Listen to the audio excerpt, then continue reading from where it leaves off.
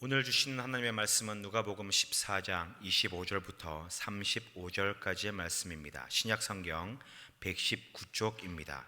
수많은 무리가 함께 갈새 예수께서 돌이키사 이르시되 무릇 내게 오는 자가 자기 부모와 처자와 형제와 자매와 더욱이 자기 목숨까지 미워하지 아니하면 능히 내 제자가 되지 못하고 누구든지 자기 십자가를 지고 나를 따르지 않는 자도 능히 내 제자가 되지 못하리라. 너희 중에 누가 망대를 세우고자 할진대 자기의 가진 것이 준공하기까지에 족할든지 먼저 앉아 그 비용을 계산하지 아니하겠느냐. 그렇게 아니하여 그 기초만 쌓고 능히 이루지 못하면 보는 자가 다 비웃어 이르되 이 사람의 공사를 시작하고 능히 이루지 못하였다 하리라. 또 어떤 임금이 다른 임금과 싸우러 갈 때에 먼저 앉아 1만 명으로서 저 2만 명을 거느리고 오는 자를 대적할 수 있을까 헤아리지 아니하겠느냐. 만일 못할 터이면 그가 아직 멀리 있을 때에 사신을 보내 화친을 청할지니라. 이와 같이 너희 중에 누구든지 자기의 모든 소유를 버리지 아니하면 능히 내 제자가 되지 못하리라. 소금이 좋은 것이나 소금도 만일 그 맛을 잃으면 무엇으로 짜게 하리요. 땅에도 거름에도 쓸데없어 내 버리느니라. 들을 귀 있는 자는 들을지어다 하시니라. 아멘. 오늘도 우리 송영교회 성도님들에게 하나님의 은혜와 보호하심이 함께하기를 축원합니다. 온라인을 통해서 예배드리는 우리 모든 성도님들 어디에서 예배드리든지 마음의 옷깃을 여미고 우리 하나님 앞에 신실한 모습으로 경건한 모습으로 함께 예배할 수 있기를 바랍니다. 오늘은 예수님께서 관심을 가지시는 자, 이런 제목으로 말씀을 전합니다. 예수님이 어디를 가시든지 예수님이 가시는 곳마다 많은 사람이 따라왔습니다. 그런데 많은 사람이 따라다녔어도 예수님이 관심을 갖는 그런 부류의 사람이 있었는데 그 말씀을 오늘 드리고자 합니다. 제가 지금까지 살아오면서 제자에 대한 그러한 책들을 여러 번 보게 되었는데 제가 청년 때 보았던 그런 책 중에서 제자도라는 책이 있었어요. 데이비드 왓슨이라는 사람이 쓰신, 아마 두란노 서원에서 출판된 제자도, 제자가 어떤 길을 가야 되는가 하는 것에 대해서 아주 명쾌하게 그렇게 쓴 책이었습니다. 그리고 우리가 잘 아는 후안 카를로스 오르티즈 목사님이 쓰신 제자입니까? 오래된 책이죠. 그 제자에 대해서 잘 기록한 그러한 책입니다. 많은 사람들이 제자입니까 하는 그런 책을 통해서 은혜를 받고, 저도 청년 때 그 책을 통해서 많이 은혜를 받고 기도했던 기억이 있습니다. 많은 사람들이 한국에 1000만 기독교인이 있는데 왜 한국 교회는 이렇게 변화되지 못하고 한국 사회를 변화시키지 못하는가 하는 그런 이야기를 많이 합니다. 여러 가지 이유가 있지만 가장 큰 이유는 우리가 예수님을 믿지만 구원받은 하나님의 자녀가 되었지만 제자의 삶을 살지 못했기 때문이라고 말씀드릴 수 있습니다. 오르티스 목사님은 제자입니까? 라는 그 책에서 제자란 스승의 삶을 살도록 요구받는 사람이라고 정의를 하고 있습니다. 오늘 말씀을 통해서 우리는 제자의 삶, 예수님께서 가장 관심 갖는 그러한 삶이 바로 제자의 삶인데, 제자의 삶은 어떤 삶인가 하는 것을 함께 생각하려고 합니다. 25절 말씀을 먼저 보겠습니다. 25절 다 같이 시작.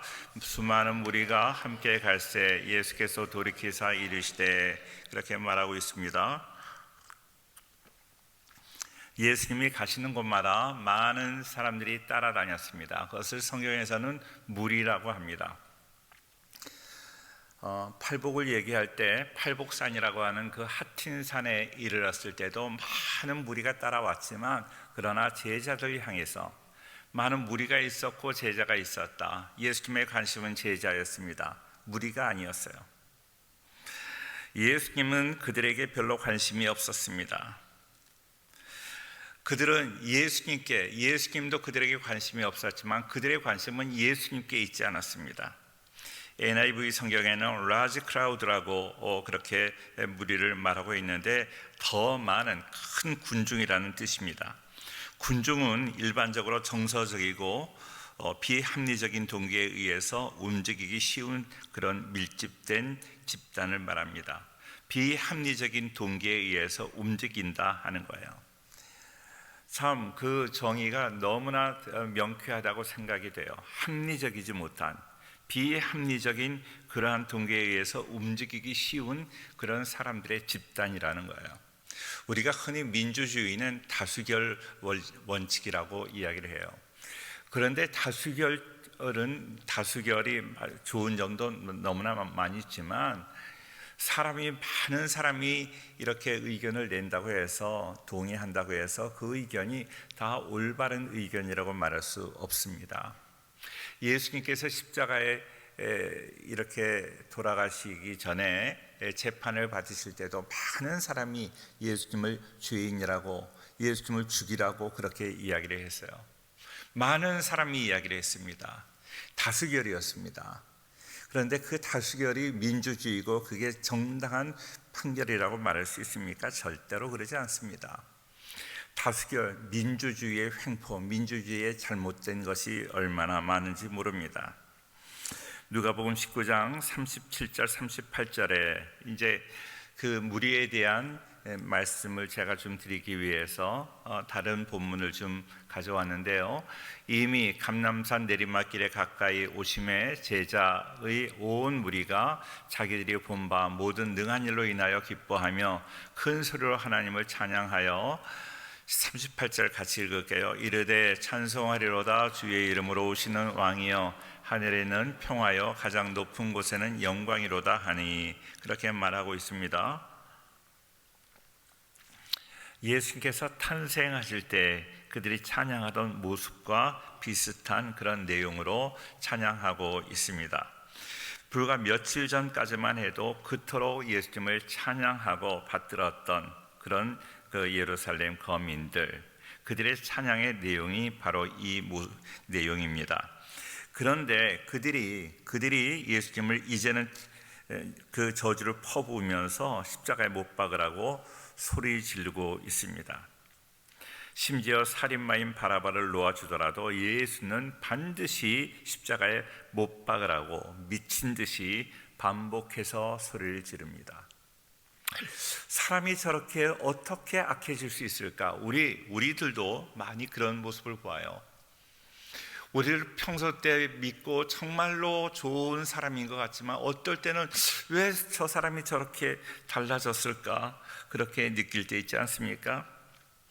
그런데요, 누가복음 23장에 보니까 1절 2절인데요 무리가 다 일어나 예수를 빌라도에게 끌고 가서 고소하여 가로되 우리가 이 사람을 보매 우리 백성을 미혹하고 가이사에게 세 바치는 것을 금하며 자칭 그리스도라 하더이다 하니, 그랬어요.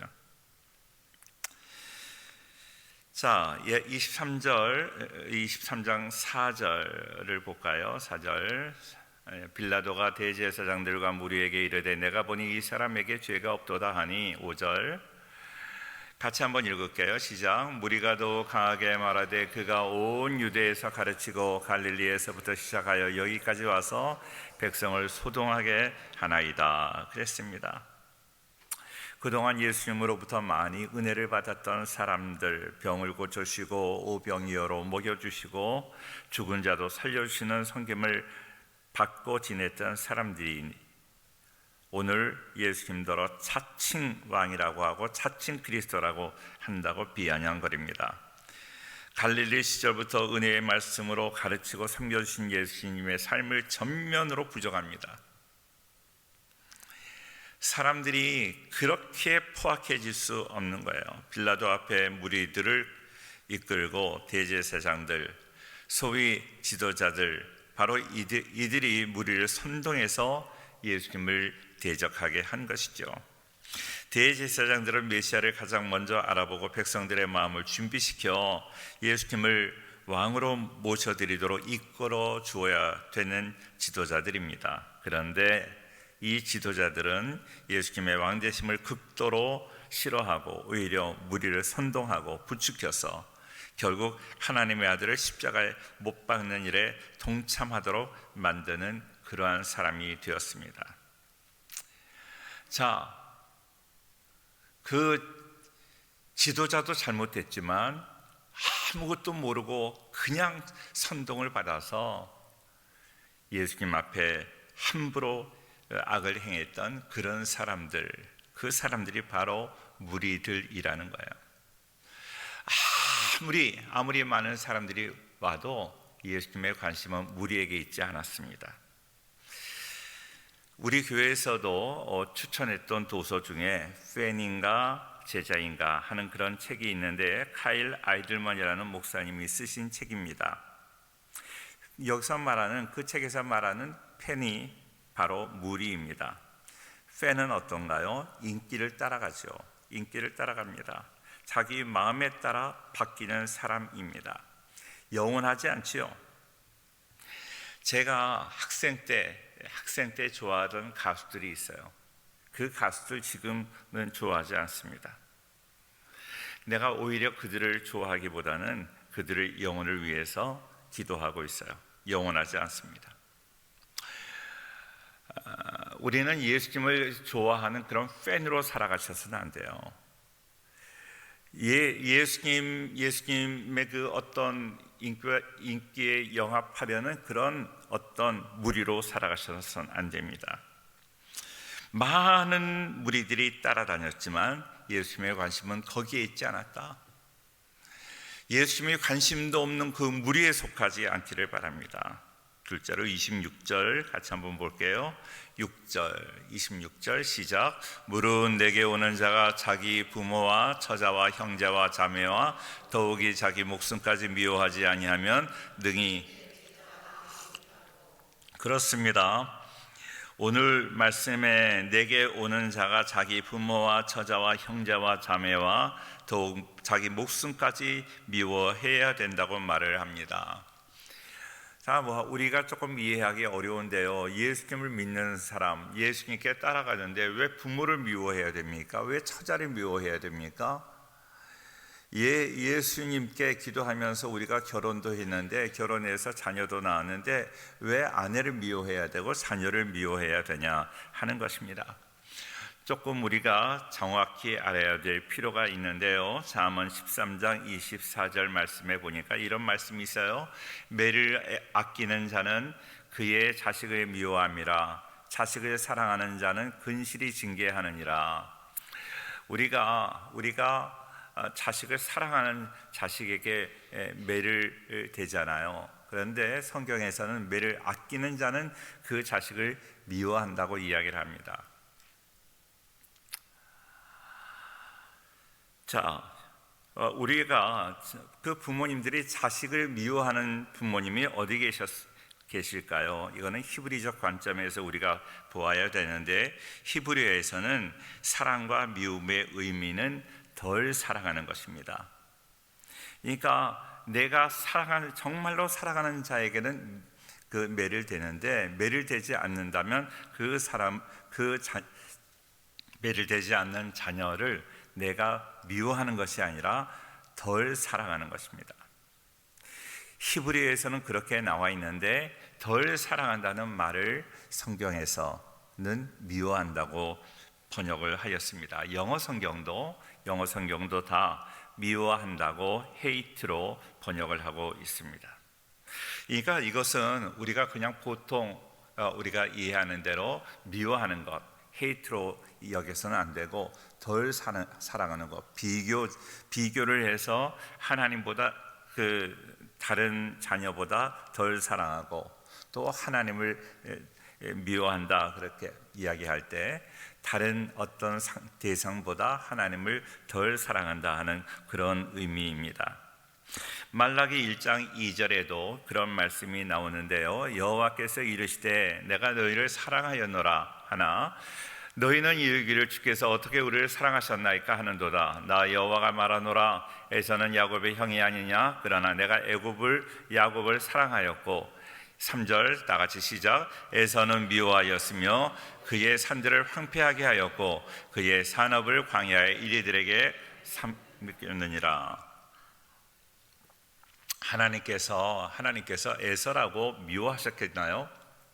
그러지 않습니다. 에서를 미워하셨다고 지금 이렇게 표현을 하고 있지만 하나님이 덜 사랑하셨다, 야곱을 더 사랑하셨다는 그런 의미입니다. 이런 의미의 말씀이 또 한 군데 있는데 출애굽기 20장 5절입니다. 출애굽기 20장 5절, 그것들에게 절하지 말며 그것들을 섬기지 말라. 나 네 하나님 여호와는 질투하는 하나님인즉 나를 미워하는 자의 죄를 갚되 아버지로부터 아들에게로 3, 4대까지 이르게 하거니와, 그렇게 말하고 있습니다. 우리가 하나님을 다 사랑하지요. 하나님을 믿는 우리가 어떻게 하나님을 미워하겠어요? 그런데 오늘 말씀에 우상 숭배를 말하면서 나를 미워하는 자의 죄를 갚는다 그랬습니다. 하나님을 우리가 미워하지 않아요. 그런데 다른 세상적인 것들, 물질을 더 사랑하고 다른 우리의 자녀를 더 사랑하고 이렇게 된다면, 우리의 자식을 더 사랑하고 자식은 애주쟁주하면서 하나님은 그러지 못한다면, 이거는 하나님이 보시기에 뭐라고 말씀하시는가 하면 하나님을 미워한다고 이야기를 하는 것입니다. 우선순위가 프라이어리티 넘버 1이 어디에 있는가, 누구에게 있는가 하는 것입니다. 우리가 너무나 잘 아는 말씀이 있잖아요. 아브라함에게도 100세 때 낳은 아들을 바치라고 하나님 말씀하십니다. 창세기에 나오는데 22장 12절 말씀에 사자가 이르시되 그 아이에게 네 손을 대지 말라, 그에게 아무 일도 하지 말라. 네가 네 아들 네 독자까지도 내게 아끼지 아니하였으니 내가 이제야 네가 하나님을 경외하는 줄을 아노라. 그러니까 가장 하나님 제일주의, 하나님 우선주의라는 게 프라이어리티 넘버 1이라는 거예요. 우선순위 넘버 1이 돼야 됩니다. 우리의 아내도 사랑합니다, 남편도 사랑합니다, 모든 우리 자녀들도 사랑하고 그러지만 그 어느 것보다 먼저 하나님 제일주의로 살라는 그런 말씀입니다. 오늘 그 말씀 이후에 16절, 17절에 뭐라고 이야기를 하는가 하면, 이르시되 여호와께서 이르시기를 내가 나를 가리켜 맹세하노니 네가 이같이 행하여 네 아들 네 독자도 아끼지 아니하였은즉, 하나님 제일주의로, 하나님 우선주의로, 프라이어리티 넘버 1으로 그렇게 하나님을 섬겼더니, 17절 같이 한번 읽을까요? 시작. 내가 네게 큰 복을 주고 네 씨가 크게 번성하여 하늘의 별과 같고 바닷가의 모래와 같게 하리니 네 씨가 그 대적의 성문을 차지하리라 그랬습니다. 중요한 말씀입니다. 내가 하나님 제일주의로 살아갈 때, 하나님을 우선순위 1번으로 그렇게 모시고 살아갈 때 하나님께서 너에게 복을 주셔서 네 씨가 크게 번성하게 하겠다는 거예요. 그런 은혜가 우리 모두에게 함께하기를 축원합니다. 자, 뿐만 아니라 네 씨가 그 대적의 성문을 차지하리라, 취하리라. 대적의 문을 취하리라. 그것은 뭔가 하면 대적이 이렇게 막고 있는 성문을 차지하게 된다 하는 것은요, 대적을 승리한다는 거예요. 대적을 공격해서 다 그들을 무너뜨린다는 거예요. 영적 전쟁에서 승리하게 된다는 것입니다. 영적 전쟁에서 승리하는 것, 예수의 이름으로 아무리 부르짖는다고 해도 하나님 제일주의로 살지 않는다면 우리의 기도에, 우리의 선포에 능력이 나타나지 않는 거예요. 하나님 우선주의, 하나님 우선순위 1번으로 정말로 하나님보다 먼저 생각하는 것이 없도록 하나님 제일주의로 살아가는 우리 모두가 되어야 할 줄로 믿습니다.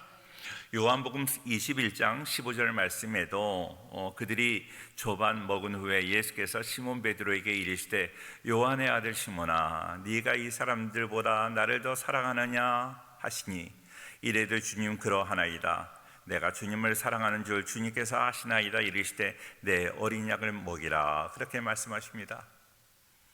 이 말씀을 세 번이나 반복해서 확인하고 계시는 거예요. 네가 정말로 나를 사랑하느냐? 너와 내 사이에 어느 누가 침범하지 못하느냐? 침범하지 않느냐? 하나님과 내 사이에, 예수님과 내 사이에 어느 누가 사이에 끼어들면 안 된다는 거예요. 너랑 나랑 가장 밀접한 관계가 되어야 한다 하는 것입니다. 그것을 확인하시고 난 다음에 내 양을 먹이라고 하는 거예요. 하나님의 사역을 감당할 수 있는 사람도 하나님을 사랑하는, 하나님 우선주의로 자기 자신을 사랑하고 자기밖에 모르고 에고티스트, 이런 사람은 하나님의 일을 제대로 감당할 수 없는 것이죠. 오늘 먼저 우리에게 주시는 말씀은요, 내가 어떻게 다른 사람보다 내가 어떻게 우리 가족들도 다 사랑할 수 있지, 그게 아니라 바로 제자의, 오늘 누가복음 맥락에서 제자의 조건, 가장 중요한 것은 하나님 제일주의로 살아가는 거예요. 하나님 제일주의가 되어야 하나님이 영적 전쟁에서 승리도 주시고, 우리가 이 땅에서 살아갈 때 모든 복도 주시고, 또 하나님께서 사명을 감당할 수 있도록 우리에게 기쁨으로 사명을 허락하여 주시는 줄로 믿습니다. 하나님을 사랑하지 않는데, 내가 주님을 사랑하지 않는데 어떻게 이 하나님의 사역이 얼마나 어렵습니까? 목숨을 걸고 해야 되는 사역인데 그 사역을 어떻게 감당할 수 있겠어요?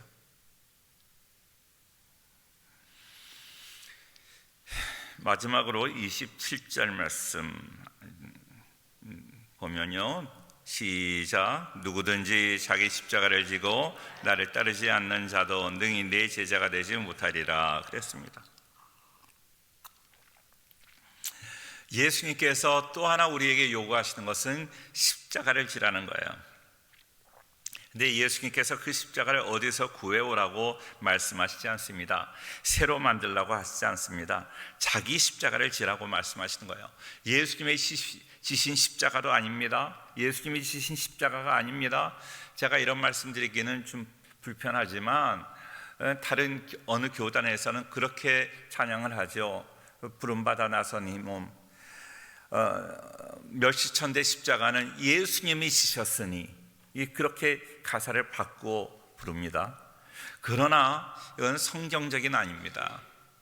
성경에서는 내 십자가가, 내가 져야 될 십자가가 있는 거예요. 예수님이 지신 십자가는 우리를 구원하시기 위해서 지신 십자가고, 그 십자가는 어느 누구도 질 수 없습니다.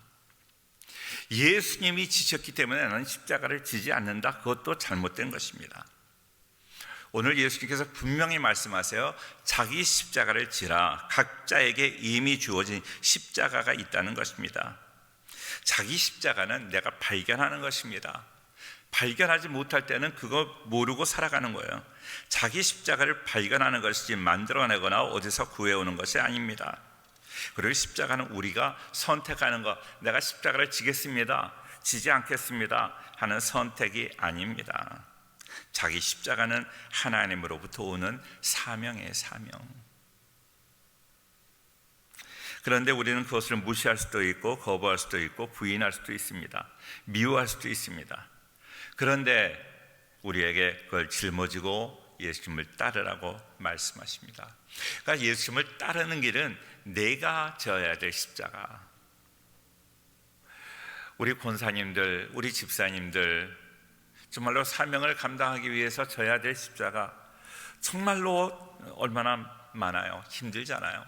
그 십자가를 지고 주님을 따라가는 것입니다. 십자가는 액세서리가 아닙니다. 액세서리로 여기고 우리가 살아간다면 잘못된 것입니다.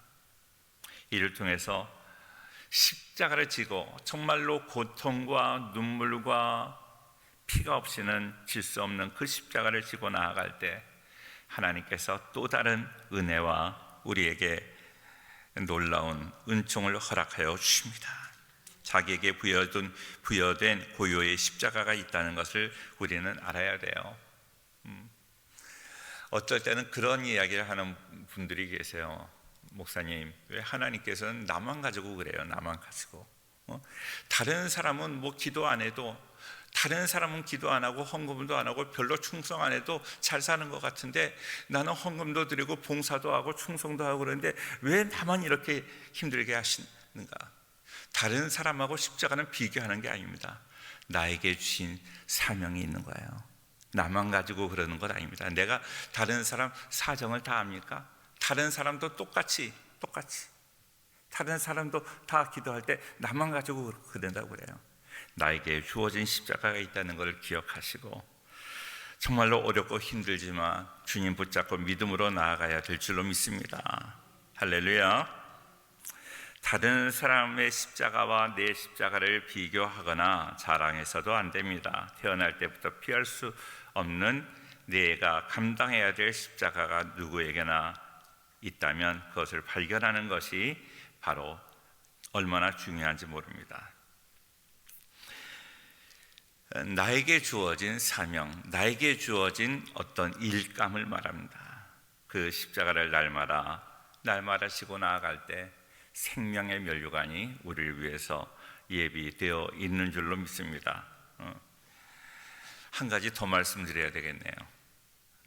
33절 말씀 한 번 더 읽을게요. 33절 시작. 이와 같이 너희 중에 누구든지 자기의 모든 소유를 버리지 아니하면 능히 내 제자가 되지 못하리라. 참 오늘은 너무 어려운 말씀만 하시는 것 같습니다. 너희 중에 누구든지 자기의 모든 소유를 버리라고 이야기를 해요. 버린다 하는 것은 포기한다는 것입니다. 하나님과 재물을 함께 섬길 수 없는 것입니다. 재물이라는 것, 그건 물질이라는 것은 그냥 물질이 돈이 아니에요. 그거는 신입니다. 우상입니다. 만몬신이에요. 만몬신. 그러니까 너희 소유를, 우리 소유가 그냥 단순한 물질이라고 생각하면 안 돼요. 성경에 나오는 그 물질은 신입니다. 물질을 같이 섬길 수 없다는 거예요. 예수님의 제자가 되려면 희생하고 포기하는 것으로 끝나는 것이 아니라 정말로 내가 하나님이 주시는 지혜를 가지고 있어야 됩니다. 그 지혜 안에서 나의 모든 것 다 권리를 포기한다고 그러잖아요. 권리 포기. 모든 것을 다 포기하는 것입니다.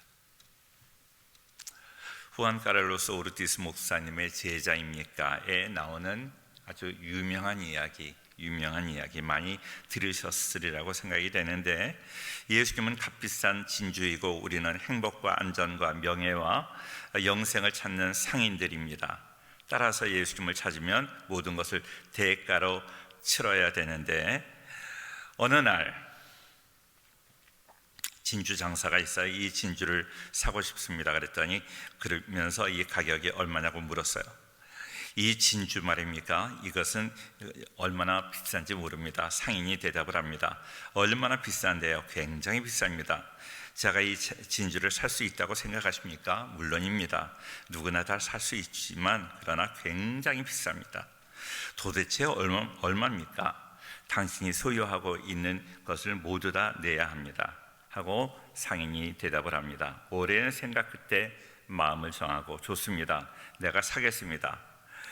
그렇다면 무엇을 가지고 계신지 알아봐야 되겠네요. 여기 적어 보겠습니다. 우선 은행에 뭐가 있나요? $10,000가 있습니다. $10,000. 그리고 또 뭐가 있나요? 없습니다. 그게 전부 답니다. 그리고 제 주머니에 돈이 얼마 있군요. 그리고 이 주머니를 뒤져보니까 여기에 $100가 있습니다. 좋습니다. 더 가진 것이 없습니까? 그는 여전히 캐묻습니다. 저는 집에 삽니다. 그러고 보니까 집 한 채가 있군요. 집 좋습니다. 집도 적겠습니다. 자, 그러고 보니 집을 주면 그 좋은 진주를 사기 위해서 집을 주면 어디서 살아요? 어디서? 캠핑카를 캠핑하는 그 캠핑차를 캠퍼라고 하는데, 캠퍼에서 자야 되나요? 캠퍼도 있군요. 그러니까 캠핑카도 그러면 달라고 이야기를 합니다. 다른 것 없습니까? 캠퍼까지 가져가면 그러면 자동차에서 자야 되겠군요. 그러면 자동차도 있군요. 자동차 2대가 있습니다. 2대 모두 내십시오. 자동차 2대, 집, 돈 다 가지고 갔습니다. 더 이상 없습니다. 더 이상 뭘 원하십니까? 당신은 가족도 친지도 없습니까? 아닙니다. 저와 자식이 있습니다. 아, 그래요? 그러면 처자식도 적겠습니다. 이제 처자식까지 들였으니 아무것도 가진 게 없습니다. 아무것도 가진 게 없나요? 이제 이 몸뚱이 하나뿐입니다. 이때 진주를 파는 사람이 갑자기 탄성을 지릅니다. 아, 깜빡 잊을 뻔했네요. 당신 그 몸뚱이가 중요합니다. 아내와 자식과 집과 돈과 자동차, 캠핑카, 모든 것, 내 몸뚱아리까지 드리는 것, 그것이 바로 제자의 삶입니다. 아멘이 안 나오죠? 그게 오리티스가 30년, 제가 30년, 40년 전에 읽었을 때 그 내용이 생생하게 기억이 납니다. 모든 것, 나에게 있는 모든 것 하나도 남김없이 드려야만 하나님께서 나를 제자로 사용하신다는 거예요. 하나님께서 목회자로 부르시는 이 콜링을 경험하고 신학교에 들어갔습니다. 신학생들에게 가장 처절한 훈련은 물질 훈련이에요. 물질 훈련. 얼마나 경제적으로 어려움을 주시고 압박을 주시고 하루하루를 어떻게 살아야 되는가 하는 것이 너무 두려울 정도로, 하루하루 사는 것이 너무나 힘드니까 늘 하나님께 하지도 않던 그런 기도, 지금까지 해보지 않았던 밤을 새워서 기도하기도 하고 금식하면서 기도하기도 하고, 그러면서 하나님의 은혜와 능력을 경험하게 되었습니다. 하나님을 알게 하기 위하여, 하나님을 우리가 지식적으로만 아는 것이 아니라 하나님이 우리의 부족함을 채우시고 우리와 동행하시고 우리에게 역사하신다는 것을 알게 하기 위해서 그 모든 것을 다 내려놓게 하신 것이죠. 철저하게 내려놓음으로 하나님이 기뻐하시는 주의 제자들 다 될 수 있기를 주의 이름으로 축원합니다. 관심 없는, 예수님이 관심을 갖지 않는 그 무리, 수많은 무리가 있었는데 그 우리 성도님들 무리일까 두렵습니다. 많은 사람들, 인기를 따라가는 그런 사람이 되는 건 아니라 처절하게 자기 십자가를 지고 모든 소유를 다 버리고 아무도 알아주지 않는 그 처절한 그 길을 예수님을 따라가는 참된 제자로 살아갈 수 있기를 주의 이름으로 축원합니다. 할렐루야.